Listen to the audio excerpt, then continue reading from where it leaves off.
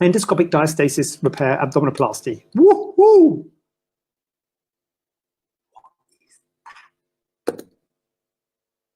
Endoscopic diastasis repair abdominoplasty. Well, we've had an inquiry about it. So if you know what it is, please write in on a postcard, and we'll have a prize draw. No, I mean, so we've had an inquiry about it, and the person who inquired might be there. So if you're there, thank you for that inquiry. Very interesting. So this is an interesting thing.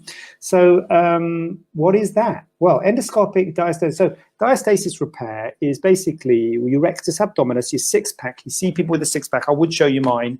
The six-pack, but I might get in trouble with the Facebook and the servers being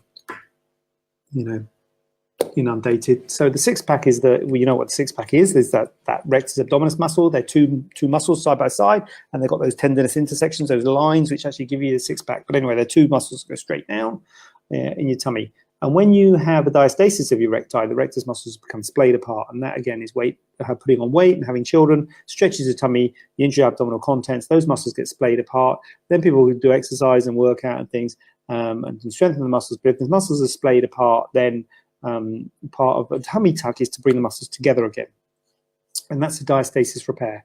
Endoscopic diastasis repair refers to making endoscopic is like a telescope, keyhole surgery, making keyhole incisions to repair the rectus muscles. And I guess it's possible. I mean, it must be possible because the patient's asking about it. So you can make keyhole incisions to repair that muscle. It's very rare, not unheard of, but it's very rare for people to have just a diastasis of the rectus muscles without having excess skin, because the common cause of diastasis of the rectus is the muscles have been stretched by the intra-abdominal content stretching, and that usually stretches the skin as well. So there's usually excess skin at the same time. So you usually need to have an abdominoplasty as part of it.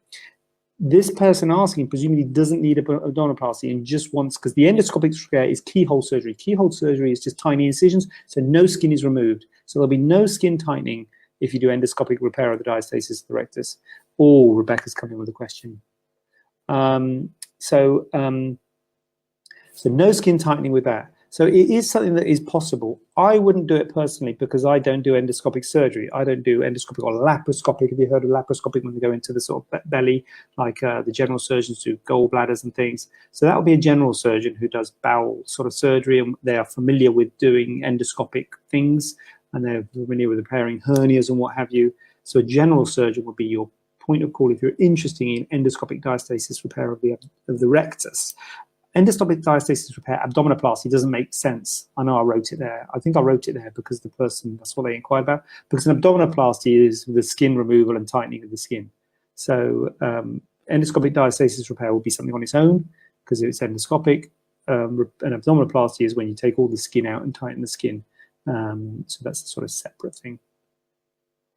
So if you do an abdominoplasty, you can see the rectus muscles there, and they're there for all to see, and then you can repair them. And that is a fantastic question leading me on, as if this was planned.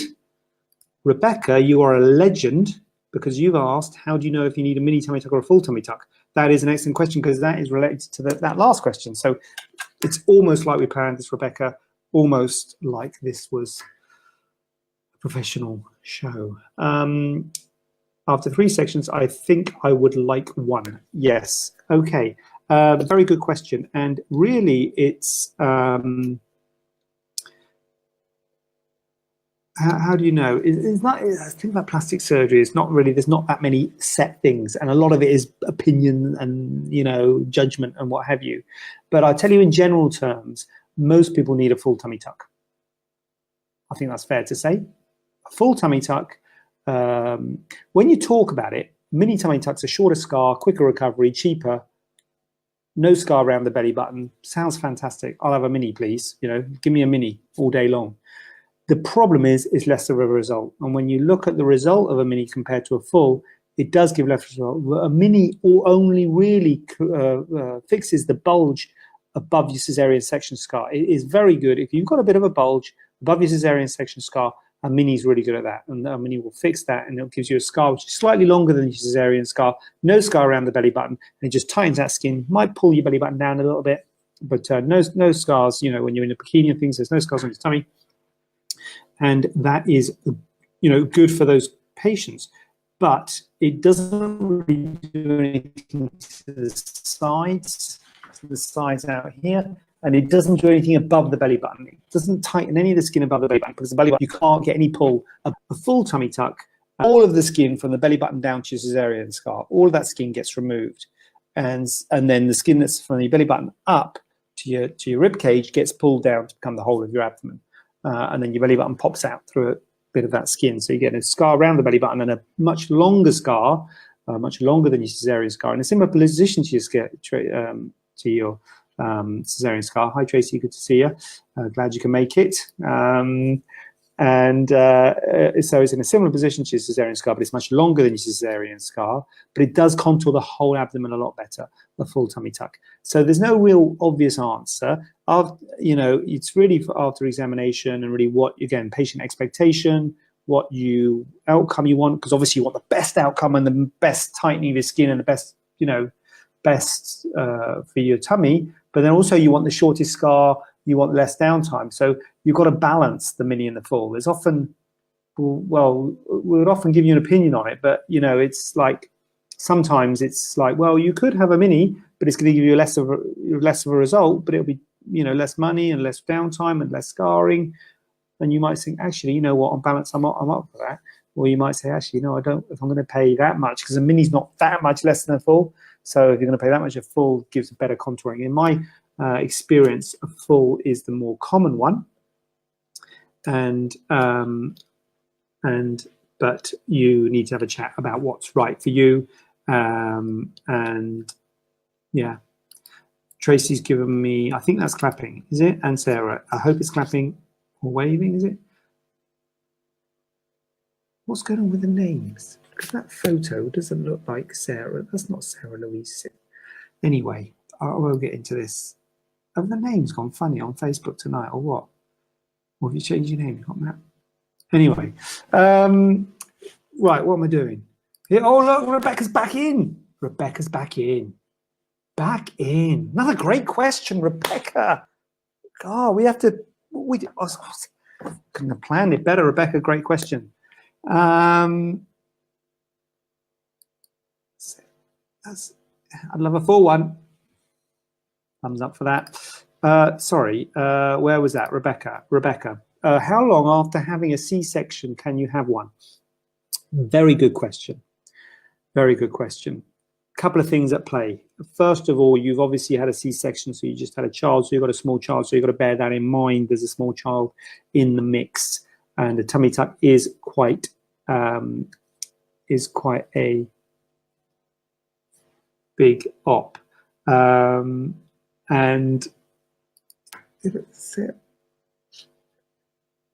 sorry, Sarah, it's just that I thought I knew you from your photo. That's why I'm saying about the names. But anyway, sorry, maybe you just look like a patient of mine. Sorry. So I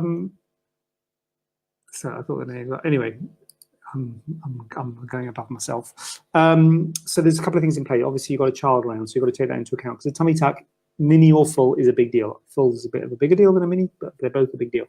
So the answer to that question is, I would say minimum 6 months, ideally 12 months. Couple of reasons for that. Number one reason is your tummy, once you've delivered the child, will recoil. The skin does recoil to a greater or lesser degree.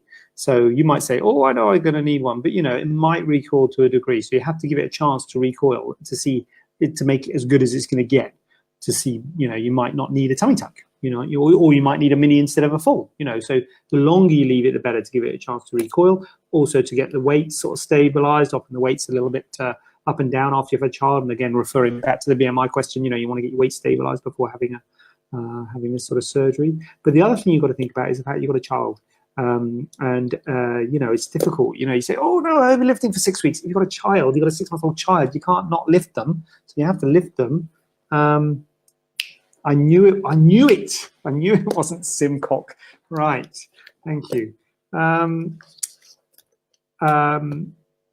So you've got a child. So you really need a child. You really need. to give yourself time. So either a year, your child is usually running around and, well, maybe not running around. I don't know. I think they're doing they're a bit more mobile a year than earlier. Obviously, they're bigger and heavier, but they're a bit more mobile, maybe starting to walk and stuff. So I would say a year is a sort of good time to wait.